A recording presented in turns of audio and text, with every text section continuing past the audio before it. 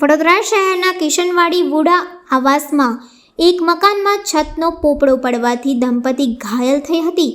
સ્થાનિકોએ મકાનો રિનોવેશનની માંગ કરી છે. કિશનવાડી વિસ્તારમાં આવેલી વુડા આવાસ યોજનામાં કાલે સવારે એક ગંભીર દુર્ઘટના ઘટી હતી. બ્લોક નંબર 37ના મકાન નંબર 16માં રહેતા દંપતી ઉપર અચાનક સીલિંગનો પોપડો પડ્યો હતો, જેના કારણે તેઓ ઘાયલ થયા હતા.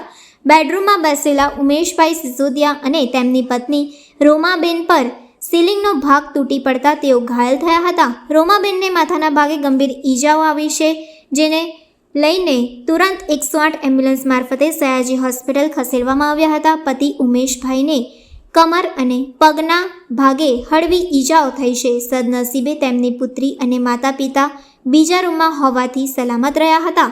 સ્થાનિકોએ જણાવ્યું હતું કે આ પહેલીવાર નથી જ્યારે સીલિંગના પોપડા ઉઠ્યા છે.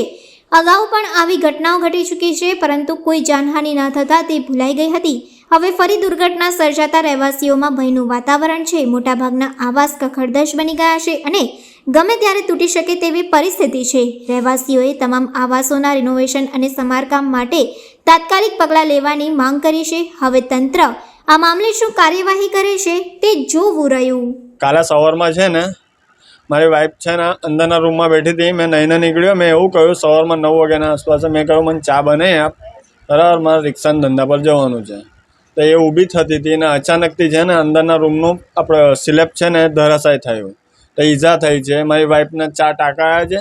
મને પગમાં ફ્રેક્ચર થયું છે ને માથામાં વાગ્યું છે બેઠું માર, બરાબર. ઉપર રજૂઆત કરી છે નહીં એટલે અમે મીડિયામાં જ આપણે મીડિયાના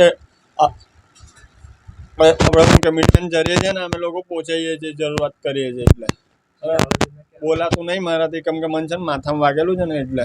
કેટલા જણને ઈજા થઈ? આમાં 2 જણને જ થઈ છે. કેમ કે મમ્મી ને પપ્પા તો આગળ હતા, એ તો સારું થયું કોઈ હતું નહીં. અમે 2 જ જણ હતા મોટા, નાનું છોકરું કોઈ હતું નહીં. બાકીને કંઈ એ થઈ જત, દુર્ઘટના થઈ જત.